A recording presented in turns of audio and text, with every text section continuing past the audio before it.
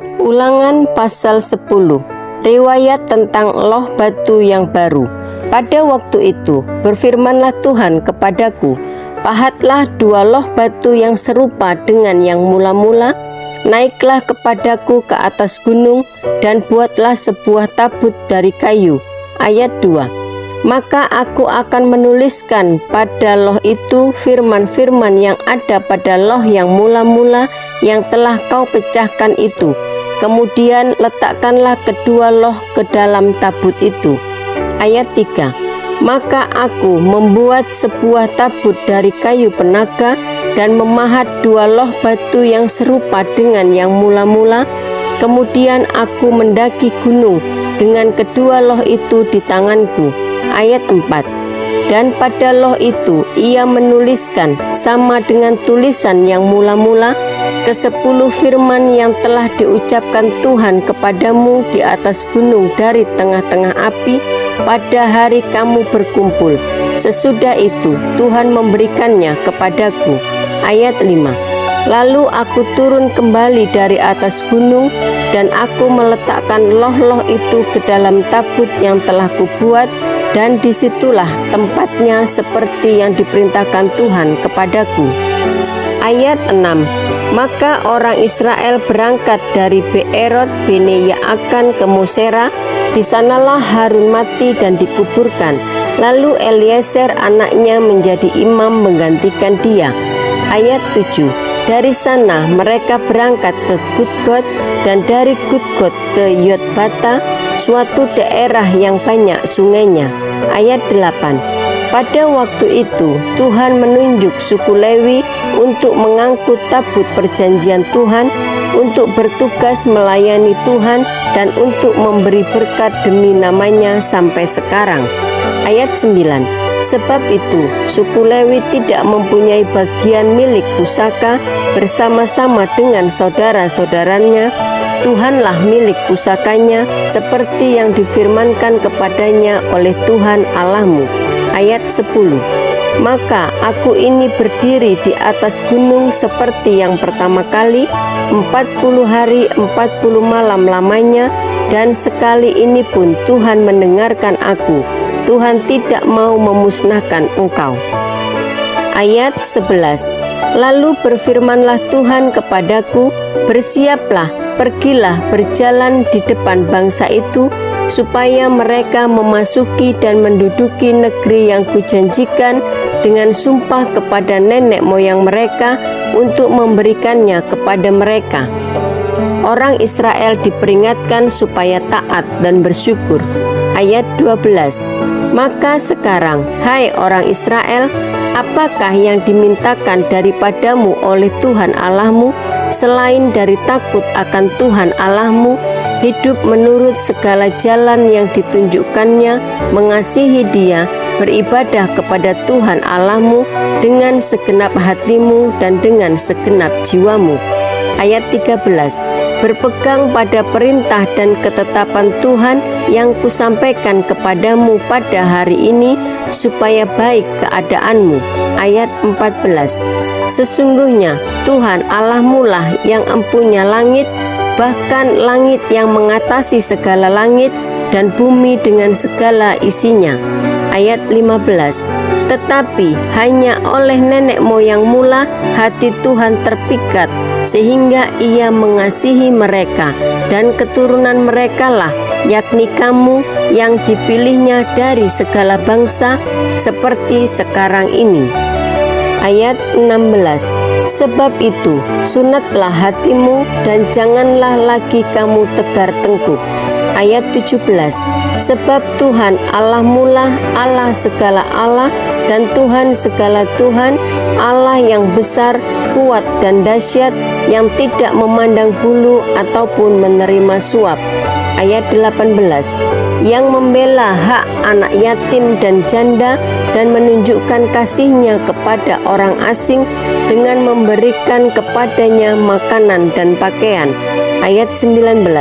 Sebab itu haruslah kamu menunjukkan kasih-Mu kepada orang asing, sebab kamu pun dahulu adalah orang asing di tanah Mesir. Ayat 20.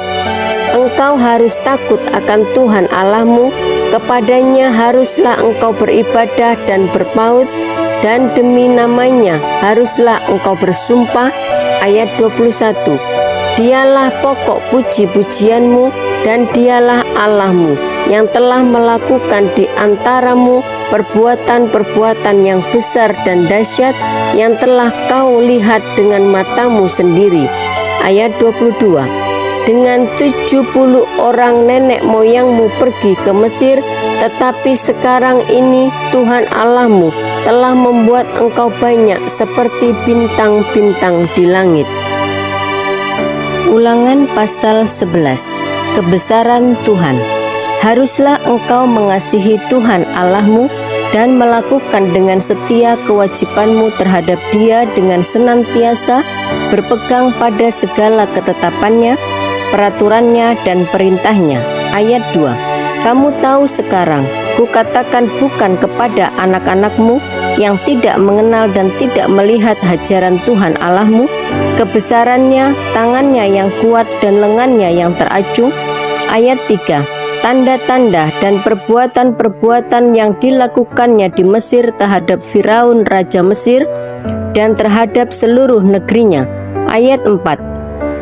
Juga apa yang dilakukannya terhadap pasukan Mesir dengan kuda-kudanya dan kereta-keretanya, yakni bagaimana ia membuat air laut Tebraun meluap meliputi mereka ketika mereka mengejar kamu, sehingga Tuhan membinasakan mereka untuk selamanya.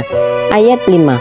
Dan apa yang dilakukannya terhadapmu di padang gurun sampai kamu tiba di tempat ini. Ayat 6.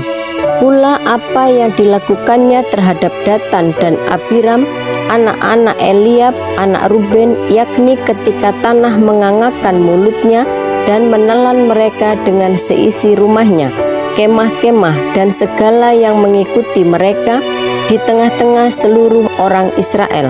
Ayat 7. Sebab matamu sendirilah yang telah melihat segala perbuatan besar yang dilakukan Tuhan. Ketaatan mendatangkan berkat, ketidaktaatan mendatangkan kutuk. Ayat 8. Jadi kamu harus berpegang pada seluruh perintah yang kusampaikan kepadamu pada hari ini, supaya kamu kuat untuk memasuki serta menduduki negeri kemana kamu pergi mendudukinya. Ayat 9. Dan supaya lanjut umurmu di tanah yang dijanjikan Tuhan dengan sumpah kepada nenek moyangmu untuk memberikannya kepada mereka dan kepada keturunan mereka, suatu negeri yang berlimpah-limpah susu dan madunya. Ayat 10. Sebab negeri kemana engkau masuk untuk mendudukinya bukanlah negeri seperti tanah Mesir dari mana kamu keluar, yang setelah ditabur dengan benih harus kau airi dengan jerih payah seakan-akan kebun sayur. Ayat 11. Tetapi negeri kemana kamu pergi untuk mendudukinya ialah negeri yang bergunung-gunung dan berlembah-lembah, yang mendapat air sebanyak hujan yang turun dari langit. Ayat 12. Suatu negeri yang dipelihara oleh Tuhan Allahmu, mata Tuhan Allahmu tetap mengawasinya dari awal sampai akhir tahun. Ayat 13. Jika kamu dengan sungguh-sungguh mendengarkan perintah yang kusampaikan kepadamu pada hari ini, sehingga kamu mengasihi Tuhan Allahmu dan beribadah kepadanya dengan segenap hatimu dan dengan segenap jiwamu. Ayat 14. Maka ia akan memberikan hujan untuk tanahmu pada masanya, hujan awal dan hujan akhir, sehingga engkau dapat mengumpulkan gandummu, anggurmu, dan minyakmu. Ayat 15. Dan dia akan memberi rumput di padangmu untuk hewanmu, sehingga engkau dapat makan dan menjadi kenyang. Ayat 16. Hati-hatilah supaya jangan hatimu terbujuk, sehingga kamu menyimpang dengan beribadah kepada Allah lain dan sujud menyembah kepadanya. Ayat 17. Jika demikian, maka akan bangkitlah murka Tuhan terhadap kamu, dan ia akan menutup langit sehingga tidak ada hujan dan tanah tidak mengeluarkan hasil, lalu kamu lenyap dengan cepat dari negeri yang baik yang diberikan Tuhan kepadamu. Ayat 18. Tetapi kamu harus menaruh perkataanku ini dalam hatimu dan dalam jiwamu. Kamu harus mengikatkannya sebagai tanda pada tanganmu, dan haruslah itu menjadi lambang di dahimu. Ayat 19. Kamu harus mengajarkannya kepada anak-anakmu dengan membicarakannya apabila engkau duduk di rumahmu, dan apabila engkau sedang dalam perjalanan, apabila engkau berbaring, dan apabila engkau bangun. Ayat 20. Engkau harus menuliskannya pada tiang pintu rumahmu dan pada pintu gerbangmu. Ayat 21. Supaya panjang umurmu dan umur anak-anakmu di tanah yang dijanjikan Tuhan dengan sumpah kepada nenek moyangmu untuk memberikannya kepada mereka selama ada langit di atas bumi. Ayat 22. Sebab jika kamu sungguh-sungguh berpegang pada perintah yang kusampaikan kepadamu untuk dilakukan, dengan mengasihi Tuhan Allahmu, dengan hidup menurut segala jalan yang ditunjukkannya, dan dengan berpaut kepadanya. Ayat 23. Maka Tuhan akan menghalau segala bangsa ini dari hadapanmu, sehingga kamu menduduki daerah bangsa-bangsa yang lebih besar dan lebih kuat daripadamu. Ayat 24.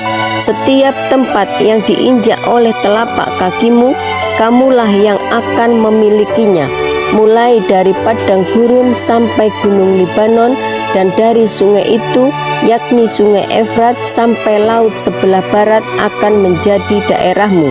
Ayat 25. Tidak ada yang akan dapat bertahan menghadapi kamu. Tuhan Allahmu akan membuat seluruh negeri yang kau injak itu menjadi gemetar dan takut kepadamu, seperti yang dijanjikan Tuhan kepadamu. Ayat 26. Lihatlah, aku memperhadapkan kepadamu pada hari ini berkat dan kutuk. Ayat 27. Berkat, apabila kamu mendengarkan perintah Tuhan Allahmu yang kusampaikan kepadamu pada hari ini. Ayat 28. Dan kutuk, jika kamu tidak mendengarkan perintah Tuhan Allahmu dan menyimpang dari jalan yang kuperintahkan kepadamu pada hari ini dengan mengikuti Allah lain yang tidak kamu kenal. Ayat 29. Jadi apabila Tuhan Allahmu telah membawa engkau ke negeri yang engkau memasuki untuk mendudukinya, maka haruslah engkau mengucapkan berkat di atas gunung Gerisim dan kutuk di atas gunung Ebal. Ayat 30. Bukankah keduanya terletak di sebelah barat sungai Yordan dan di belakang jalan raya sebelah matahari terbenam, di negeri orang Kanaan yang diam di Araba Yordan, di tentangan Gilga dekat pohon-pohon tarbantim di More? Ayat 31. Sebab kamu ini sebentar lagi hendak menyeberangi sungai Yordan untuk memasuki dan menduduki negeri yang diberikan kepadamu oleh Tuhan Allahmu, dan apabila kamu akan menduduki dan mendiaminya. Ayat 32. Maka haruslah kamu melakukan dengan setia segala ketetapan dan peraturan yang kupaparkan kepadamu pada hari ini. Ulangan pasal 12. Satu tempat ibadah. Inilah ketetapan dan peraturan yang harus kamu lakukan dengan setia di negeri yang diberikan Tuhan Allah nenek moyangmu kepadamu untuk memilikinya selama kamu hidup di muka bumi. Ayat 2. Kamu harus memusnahkan sama sekali segala tempat di mana bangsa-bangsa yang daerahnya kamu duduki itu beribadah kepada Allah mereka, yakni di gunung-gunung yang tinggi, di bukit-bukit, dan di bawah setiap pohon yang rimbun. Ayat 3. Mezbah mereka kamu harus robohkan, tugu-tugu berhala mereka kamu remukkan, tiang-tiang berhala mereka kamu bakar habis, patung-patung Allah mereka kamu hancurkan, dan nama mereka kamu hapuskan dari tempat itu. Ayat 4. Jangan kamu berbuat seperti itu terhadap Tuhan Allahmu. Ayat 5. Tetapi tempat yang akan dipilih Tuhan Allahmu dari segala sukumu sebagai kediamannya untuk menegakkan namanya di sana, tempat itulah harus kamu cari dan kesanalah harus kamu pergi. Ayat 6. Kesanalah harus kamu bawa korban bakaran dan korban sembelihanmu, persembahan persepuluhanmu dan persembahan khususmu, korban nasarmu dan korban sukarelamu, anak-anak sulung lembu sapimu dan kambing dombamu. Ayat 7. Di sanalah kamu makan di hadapan Tuhan Allahmu dan bersukaria, kamu dan seisi rumahmu, karena dalam segala usahamu engkau diberkati oleh Tuhan Allahmu. Ayat 8. Jangan kamu melakukan apapun yang kita lakukan di sini sekarang, yakni masing-masing berbuat segala sesuatu yang dipandangnya benar. Ayat 9. Sebab hingga sekarang kamu belum sampai ke tempat perhentian dan ke milik pusaka yang diberikan kepadamu oleh Tuhan Allahmu. Ayat 10. Tetapi apabila nanti sudah kamu seberangi sungai Yordan dan kamu diam di negeri yang diberikan Tuhan Allahmu kepadamu untuk dimiliki, dan apabila Ia mengaruniakan kepadamu keamanan dari segala musuhmu di sekelilingmu dan kamu diam dengan tentram. Ayat 11. Maka ke tempat yang dipilih Tuhan Allahmu untuk membuat namanya diam di sana, haruslah kamu bawa semuanya yang kuperintahkan kepadamu, yakni korban bakaran dan korban sembelihanmu, persembahan persepuluhanmu dan persembahan khususmu, dan segala korban nasarmu yang terpilih yang kamu nasarkan kepada Tuhan. Ayat 12. Kamu harus bersukaria di hadapan Tuhan Allahmu, kamu ini, anakmu laki-laki dan anakmu perempuan, hambamu laki-laki dan hambamu perempuan, dan orang Lewi yang di dalam tempatmu, sebab orang Lewi tidak mendapat bagian milik pusaka bersama-sama kamu. Ayat 13.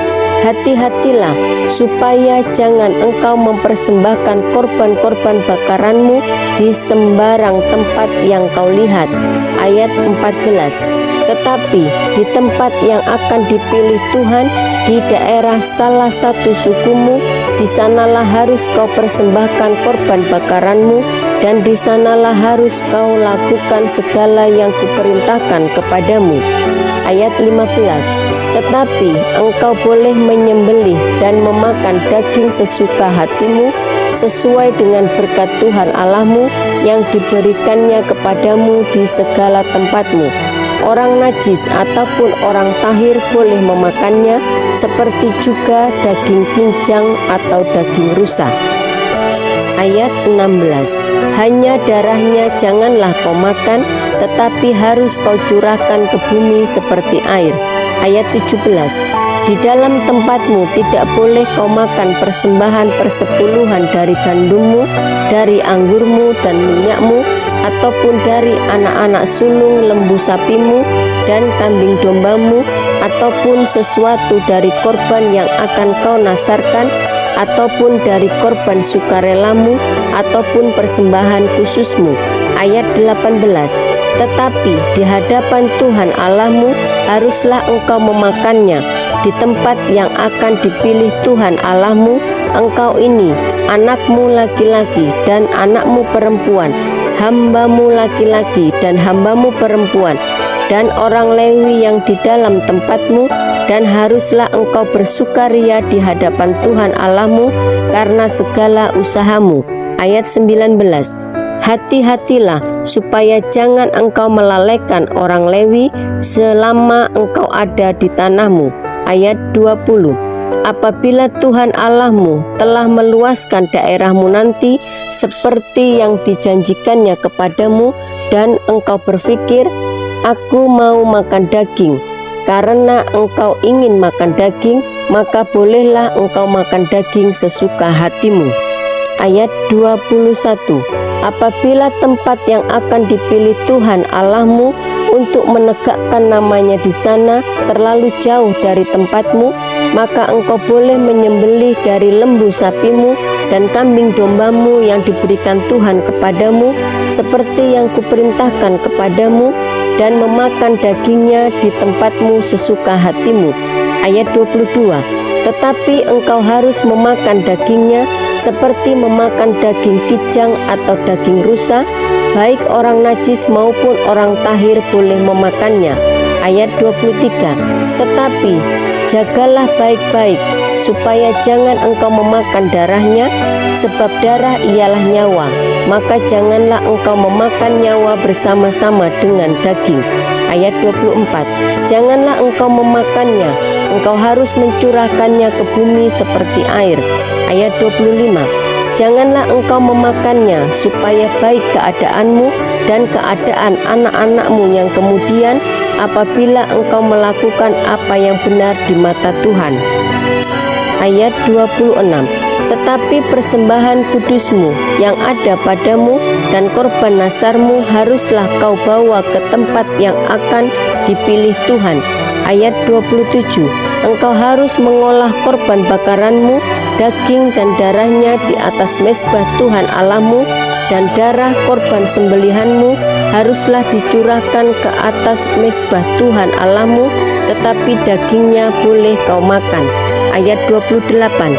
Dengarkanlah baik-baik segala yang kuperintahkan kepadamu, supaya baik keadaanmu dan keadaan anak-anakmu yang kemudian untuk selama-lamanya, apabila engkau melakukan apa yang baik dan benar di mata Tuhan Allahmu. Peringatan terhadap penyembahan berhala dan ibadah yang sesat. Ayat 29. Apabila Tuhan Allahmu telah melenyapkan dari hadapanmu bangsa-bangsa yang daerahnya kau masuki untuk mendudukinya, dan apabila engkau sudah menduduki daerahnya dan diam di negerinya. Ayat 30. Maka hati-hatilah supaya jangan engkau kena jerat dan mengikuti mereka setelah mereka dipunahkan dari hadapanmu, dan supaya jangan engkau menanya-nanya tentang Allah mereka dengan berkata, bagaimana bangsa-bangsa ini beribadah kepada Allah mereka? Aku pun mau berlaku begitu. Ayat 31.